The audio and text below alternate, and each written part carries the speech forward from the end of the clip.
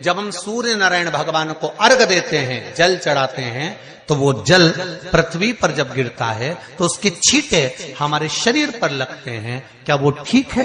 क्या वो श्रेष्ठ है? शिव महापुराण की कथा कहती है, जब हम सूर्य को अर्घ देते हैं, सूर्य को जल चढ़ाते हैं, वो पानी जब पृथ्वी पर गिरता है, उसके छींटे हमारे शरीर पर लगते हैं, तो वो श्रेष्ठता का भाव निर्मित करते हैं, वो गलत नहीं हो सकता। हर हर महादेव, श्री शिवाय नमस्तुभ्यम। से भक्तों, कैसे हो आप सब? तो आज की इस वीडियो में गुरुजी आपको बताएंगे कि आपको सूर्य नारायण भगवान को जल किस तरह से चढ़ाना है, किस तरह से नहीं चढ़ाना है, आपको क्या गलती आप कर रहे हो जल चढ़ाने में या क्या नहीं कर रहे हो, वो सब आपको इस वीडियो में गुरुजी बताएंगे। तो आप वीडियो को कृपया ध्यानपूर्वक सुने और जैसा कि गुरुजी बता रहे हैं उसको वैसा ही करें। तो चलिए सुनते हैं कुछ गुरुजी के मुख से। चलिए स्टार्ट करते हैं वीडियो में कृपया अंत तक बने रहें। कारण अब वो भी समझ लीजिए। अब सूर्य नारायण भगवान को आप जल चढ़ा रहे हो तो छींटे नहीं लगे, उसके लिए क्या स्टूल पे चढ़ के चढ़ाओगे कि कुर्सी पे चढ़ के चढ़ाओगे? अरे बोलो तो सही। अब कई लोगों के दिमाग में यह बात भरा गई कि हम भगवान को जल चढ़ाते हैं, वो हमारे शरीर में छींटे लगते हैं, जमीन पे से पानी गिरता है, वो हमारे शरीर को छींटे लगते हैं, भगवान को अच्छा नहीं लगता होगा।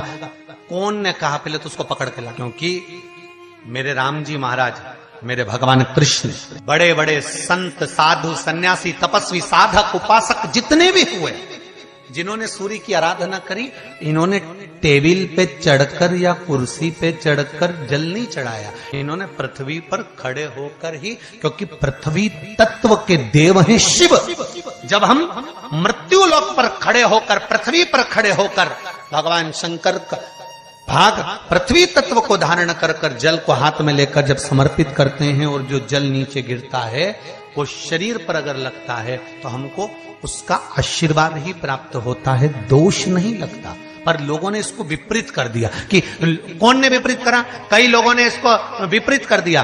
कौन ने विपरीत करा? तो जो दूसरे धर्म के लोग होते हैं, जिनको हिंदू धर्म से नफरत होती है और जो हिंदू धर्म की पूजन, सेवा, अर्चना को समाप्त करना चाहते हैं, वो धीरे धीरे धीरे धीरे कहने लगे कि सूर्य को जल चढ़ाओगे तो शरीर में लगेगा, शरीर में लगेगा तो दोष लगेगा। इसको कह कहकर घर घर में सूर्य को जल चढ़ाना लोगों ने बंद कर दिया कि आप जल चढ़ाएंगे तो दोष लगेगा, शरीर पे छींटा लगेगा, शरीर को ऐसा लगेगा।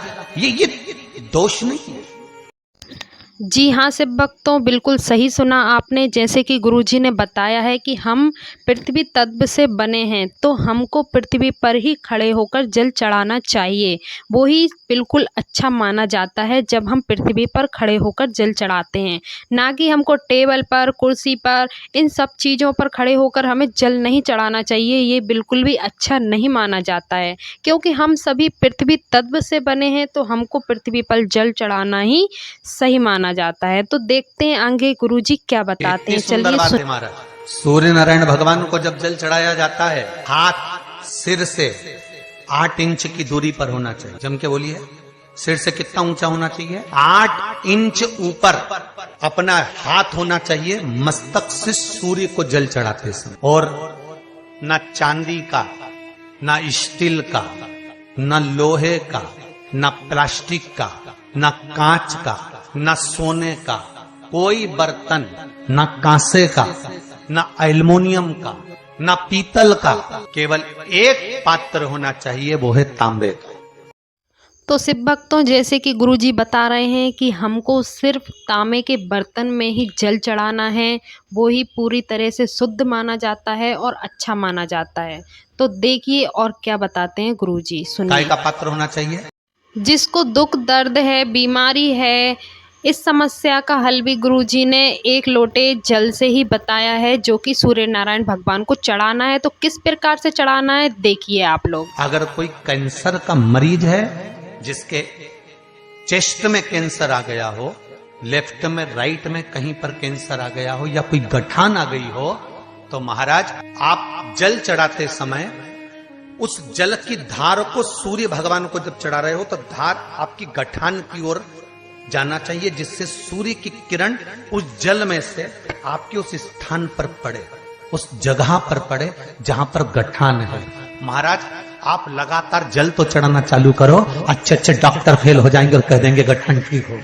आपका लीवर और किडनी गड़बड़ कर रहा है, आप प्रतिदिन आपका स्वास्थ्य गड़बड़ रहता है, आप प्रतिदिन ये ज्योतिष शास्त्र के अंतर्गत, रत्न शास्त्र के अंतर्गत, ये रत्न शास्त्र, ज्योतिष शास्त्र, रंग शास्त्र जो हमारे यहाँ है, रंगों के हिसाब से ये जितने रत्न होते हैं, माणिक हुआ, मोती हुआ, नीलम हुआ, मूंगा हुआ, पुखराज हुआ, ये क्यों कहते हैं ये पीला है, ये सफेद है, ये नीला है, ये लाल है, इसको शरीर में क्यों पहनाते हैं? उसका कारण होता है कि जब शरीर में पहनते हैं सूर्य की किरण उसमें पड़ती है, हमारे शरीर पर वो कलर का इफेक्ट पड़ता है, उस कलर को शरीर पर लगता है, और शरीर पर लगता है तो हमारा शरीर धीरे धीरे, हमारी जो इंद्रियां हैं वो सही होने लगती हैं, काम सही होने लगता है।